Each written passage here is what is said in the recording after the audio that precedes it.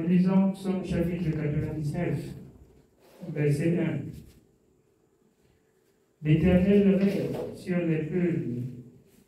L'Éternel règne, les peuples tremblent. Il est assis sur les chérubins. La terre chancelle. L'Éternel est grand dans Sion. Il est élevé au-dessus de tous les peuples. Qu'on célèbre ton nom grand et redoutable. Il vient. Qu'on célèbre la force du roi qui aime la justice. Qu'on célèbre le nom du Dieu saint. Qu'on célèbre la force du roi qui aime la justice. Notre Dieu, non seulement il a établi la justice, mais il aime la justice. C'est lui qui mérite être loué, être adoré, être élevé. Et le peuple de Dieu, à leur tour, devrait veiller pour condamner les œuvres infructueuses des ténèbres, pour s'éloigner, pour se séparer. Je vous dis, la foi n'est rien d'autre que de s'abstenir à pécher contre son Dieu. Alors, même si, bien-aimé, tu es inapte sur quoi que ce soit, sur la lecture, et qu'on t'explique, même en ton patois, quelle est la crainte de l'Éternel, c'est de s'éloigner du mal. Et tu mènes ta vie ainsi, tu seras agréable à Dieu. Tu seras agréable à Dieu. Le tout, c'est de connaître le Dieu qui aime la justice, qui a établi la justice, qui connaît et qui juge selon la justice. Si tu mènes ta petite vie, parce que l'autre se justifie que je ne sais pas lire, je ne comprends pas français. Français là, ce n'est pas ton bateau. Si quelqu'un auprès de toi arrive à t'expliquer même en bateau, tu mets en pratique. Le Dieu de la justice sera avec toi. Amen. Oui, bien, on continue. Nous continuons au verset 4. Qu'on célèbre la force du roi qui aime la justice. Tu as fermi la droiture, tu exerces en Jacob la justice et l'équité. Exaltez l'Éternel, notre Dieu, et prosternez-vous devant son marchepied. Il est saint. Il soutient la justice. Exaltez-le et prosternez-vous devant son marchepied. Humiliez-vous devant lui. Bénissez-le. Reconnaissez qu'il a donné quelque chose de bon pour vous, la justice. Si le peuple de Dieu meurt, qu'il meurt pour son péché. Le plan de Dieu, ce n'est pas de voir son peuple mourir. Et c'est pour cette raison que je rappelle à tous les enfants de Dieu que la mort même, ce n'est pas un problème. Parce que tous nous allons quitter la chair. Ici, c'est la seconde mort qui est un problème. Si tu meurs pour mourir, c'est un problème. Mais si tu meurs pour Dieu, pour vivre après, c'est ce que Dieu recherche. Parce que tous, nous connaissons qu'on doit mourir. Mais, en attendant, il faut voir déjà que tu es mort pour le monde. Si tu es mort pour le monde, ça veut dire que tu ne vis plus pour plaire au monde. Tu ne vis plus pour servir le monde. Tu vis pour servir Dieu. Donc pour le monde, tu es mort depuis quand tu as connu Jésus. Pour le monde, tu es mort depuis quand tu as connu Jésus. Alors, le monde ne va pas vous aimer parce que vous n'êtes pas du monde. C'est ce que le Seigneur a dit dans sa parole. Si vous étiez du monde, le monde aimerait ce qui arrive. Alors, vous allez voir toutes les choses qui arrivent dans le monde. Le mal, on protège. L'iniquité s'est accrue dans le monde. De telle en sorte que dans 1 Jean 5,19, il dit que la gestion du monde est entre les mains de l'ennemi, du diable. Il gère le monde, il gouverne le monde. Vous voyez? Le mal est mal. Le bien est bien pour ceux qui recherchent le bien, car le bien vient de Dieu. Que celui qui pêche, qui sache, comme c'est écrit dans le livre de Proverbes, qu'il nuit à son âme. Et il ne peut, avec son péché, nuire qu'à son semblable et non à Dieu. Job résume en disant, si tu es juste, tu fais quoi de plus pour Dieu? Tu es juste pour toi. Si tu pêches, alors, ça fait quoi à Dieu? Parce qu'il t'a créé, et il a aimé sa créature, et il donne la notice de vie à sa créature. Comme une maison que tu construis comme ça, tu regardes que c'est ça que tu laves. Et les produits avec lesquels tu laves, tu sais qu'on prend à tel endroit. On prend comme ça et on utilise comme ça. C'est ça pour nous la parole de Dieu. Que nous connaissons que nous n'allons pas nous allier au monde. Nous n'allons plus nous conduire comme le monde. Nous n'allons plus faire comme le monde. C'est la notice de vie. Le livre 6, c'est la notice de vie pour ceux qui croient. Amen. Oui, bien. Nous continuons au verset 6. Moïse et Aaron parmi ses sacrificateurs et Samuel parmi ceux qui invoquaient son nom, invoquaient l'Éternel et il les exauça. Ils ont invoqué l'Éternel et Samuel. Et l'Éternel les a exaucés. Pourquoi? Parce qu'ils étaient dans la justice. Parce qu'ils marchaient dans la justice. Parce qu'ils obéissaient à l'ordre établi par l'Éternel. Vous comprenez? Quand Dieu cite ce sont des hommes qui ont servi et qui ont marqué le temps de service avec l'obéissance. Donc les noms restent mentionnés. Dieu prend ces hommes comme ça pour vous dire, ils m'ont prié et j'ai exaucé. Ils m'ont prié et j'ai écouté. Bon, maintenant, vous pouvez voir leur vie. Vous pouvez voir leur vie comment? Là où Dieu les a reprochés. Et ils se sont repentis. Vous ne tombez pas.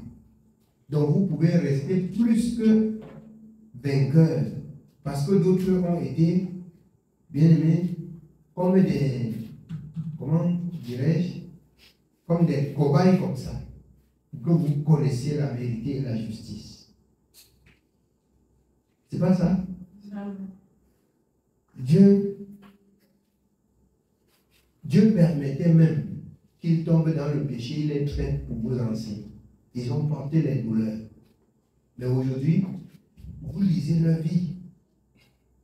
Et vous dites qu'ils avaient fait ça, Dieu a pardonné. Dieu ne vous pardonnera pas. Parce qu'ils ont souffert cela dans l'ignorance et Dieu les a traités. Vous avez appris. Dieu ne vous pardonnera pas. Si vous, après avoir reçu la connaissance, que d'autres ont été éprouvés, que d'autres ont souffert, vous revenez à pécher. Dieu ne vous pardonnera pas. Quand les gens entendent ça, ça leur fait mal dans le cœur. Et je vous dis, si vous aimez Dieu, gardez ses commandements. Amen. Oui, bien aimé. Nous continuons au verset 7. Il leur parla dans la colonne de nuit. Ils observaient ses commandements et la loi qu'il leur donnait. Ils observaient ses commandements. Et la loi que Dieu leur donnait, ils mettaient en pratique. Dieu les parla partant depuis les nuées, pas les nuées, pas les colonnes de feu. Dieu a conduit le peuple. Et il se comprenait avec Moïse. On continue. Ils observaient ses commandements et la loi qu'il leur donna. Éternel notre Dieu, tu les exauças Tu fus pour eux un Dieu qui pardonne, mais tu les as punis de leurs fautes. Il fut un Dieu qui pardonne, mais il n'a pas laissé leurs fautes sans punir. Quand vous comprenez que vos enfants, quand ils font ce qui est mal, il faut les punir. Vous dites que ce sont des enfants, ils vont grandir, ils vont connaître. Vous verrez avec vos yeux. Vous n'auriez que de vos yeux pour pleurer. Il faut, avec rigueur, punir ce qui mérite d'être puni. Punir ce qui mérite d'être puni. Vous avez lu, vous avez appris la vie d'Élie. Vous avez tous compris. Et je nous exhorte de bien comprendre cela et de la mettre en pratique. De telle en sorte que si c'est le jugement, Dieu soit compatissant parce qu'il voit que vous avez usé de toute votre force pour mettre et imposer sa justice dans vos maisons avant que ça ne vous ait pas laissé. Il faut que Dieu voie cet engagement, que Dieu voie comment vous défendez sa parole. Bien qu'il ne laisse aucun péché impuni, il les a punis, mais il les a pardonnés. Oui. Nous sommes au verset 9. Exaltez l'Éternel, notre Dieu, et prosternez-vous sur sa montagne sainte, car il est saint, l'Éternel, notre Dieu. Amen. Il est saint. Exaltez-le, l'Éternel, notre Dieu. Nous finissons avec son 146 à partir du 5e verset. Il est saint, l'Éternel, notre Dieu, exaltons-le. Donc, toutes les fois que vous avez repris ou reprimandé les enfants même, après cela, allez vous mettre à genoux et priez Dieu que vous ne voulez pas laisser sa parole tomber, qu'il vous vienne en aide. Vous pouvez ainsi agir et demander la force de l'Éternel. Vous agissez, vous cognez le mal et vous demandez la force de l'Éternel. Et le mal va se détacher de vous. Mais ne protégez pas le mal et vous demandez la force de l'Éternel. Ça ne marchera jamais. Vous protégez le mal, vous demandez que Dieu vienne en aide. Ça ne marche pas. Ça ne pourra pas marcher. Ce sont des mathématiques que les résultats vont être faux. Vous condamnez et vous demandez la force à Dieu. Vous reprenez, vous réprimandez et vous demandez la force à Dieu. Là, je crois que il est compatissant et il verra que vous défendez sa parole. Il vous viendra en aide. Amen. Oui, bien aimé. Nous lisons Psaume chapitre 146 à partir du verset 5. Heureux celui qui a pour secours le Dieu de Jacob. Heureux celui qui a pour secours le Dieu de Jacob. C'est-à-dire, tu défends la justice. Tu demandes le secours. Tu demandes le secours au Dieu de Jacob, qui est ton Dieu aujourd'hui. Tu défends la justice. Et puis tu vas te mettre à genoux. Tu lui demandes son secours. Oui, bien. Qui met son espoir en l'Éternel, son Dieu. Il a fait les cieux et la terre, la mer et tout ce qui s'y trouve. Tu mets ton espoir sur lui qui a fait les cieux, la mer et tout ce qu'il a fait. Il ne te décevra jamais. Si tu défends avec vérité, avec justice et droiture du cœur, la parole de Dieu. Dieu qui a fait le ciel, la terre, la mer et tout ce qu'il a fait. Il prendra soin de toi. Oui. Il garde la fidélité à toujours. Il garde la fidélité à toujours. Alors nous souffrons parce qu'à un moment, la fidélité disparaît et l'infidélité s'installe. et la souffrance aussi marquent sa présence. Dieu garde sa fidélité. Si les hommes sont infidèles, il demeure fidèle. Ce qu'il a dit depuis le temps ancien, jusqu'à ce soir-ci-là, il restait dans ce qu'il a dit. Depuis Genèse, ce que Dieu a dit dans le jardin, il restait encore sur ça, jusqu'aujourd'hui. As-tu touché ce que j'ai interdit? Il reste sur ça. L'interdiction. Ne touche pas ce que Dieu a interdit. Il est le même hier, aujourd'hui, pour l'éternité. Fais ce que Dieu t'a recommandé. Il est le même hier, aujourd'hui, éternellement, et il te gardera contre tout mal. Amen. Oui, bien-aimé. Il fait droit aux opprimés. Il donne du pain aux affamés. L'Éternel délivre les captifs. L'Éternel ouvre les yeux des aveugles. L'Éternel redresse ceux qui sont courbés. L'Éternel aime les justes. Il aime les justes. Il redresse ceux qui sont courbés. Ça veut dire, rien n'est impossible à lui. Ceux qui sont aveugles, il fait comment? Il ouvre leurs yeux. C'est sa puissance. Et sa puissance se résume dans l'obéissance. Tu obéis, tu l'appelles en aide, il vient. Mais tu vas à l'encontre de sa parole, tu l'appelles en aide, tu manques. C'est des équations qu'il ne pourra même jamais donner. Ça ne donne pas.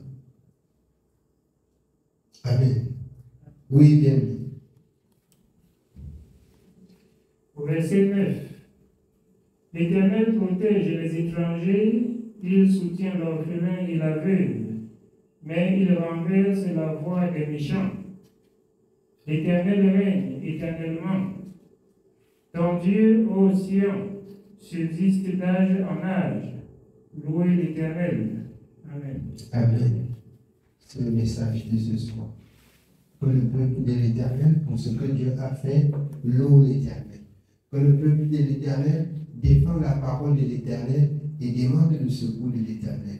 Condamne toutes les œuvres infructueuses des ténèbres, réprimandez vos enfants sur ce qui est mal et demandez le secours de l'Éternel et l'Éternel vous viendra en aide. Amen. Que Dieu soit béni.